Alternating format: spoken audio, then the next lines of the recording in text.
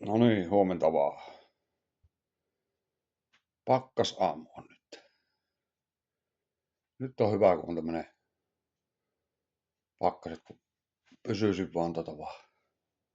Ei kun taas ensi viikolla otana helteelle pukkaa ja vesisatteena nakka, niin on se kyllä täällä ainakin satanut ja mä oon saanut vettä Kävin tuossa jo ulkona vähän autoikkunat jäässä, niin käytin vepaastoa vähän aikaa. Komian näköistä on kyllä tuo, kun on osasta puista on tullut leheitä, osassa on keltaisena ja sitten on vihreänä, niin mukavan näköistä. Havuneulassa sitä lentää kyllä. Voi herran jumala, tästä joka paikka täynnä. Ja nythän on semmonen kuiva keli, että ei ole ainakaan liukasta tuossa tiedossa. Semmonen on tilanne. Kyllä. Joo, tosissaan se puunkaatotunkki, niin se on tehty keskikokoisille puille, että sehän on liinalla siinä se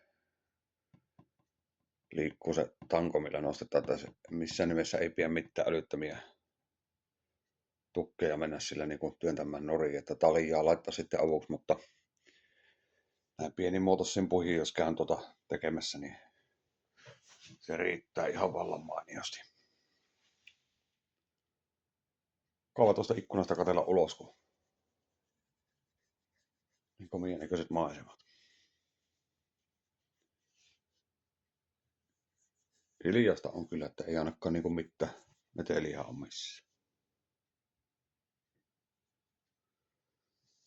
Kyllä se siitä pikkuhiljaa tässä. Ja toisessa Atto viikonlopun aikaa varmaan vaihtaa kanssa talvirenkaat. Taas jos vaihtaisi ensi viikolla, kun taas lakko nuo loppukoivut niin pois. Semmosta. Sitä on mukava työskennellä ulkona, kun on kuiva keli ja pakkana. En tiedä, joku pauke kävi aamuista, kun kävin tuossa ulkona, niin tuosta ressukatoksesta, että pakkanen, kun se tekee, vaan mikä helvetin pauke sillä kävi. Jos sillä joku teki remonttia yöllä.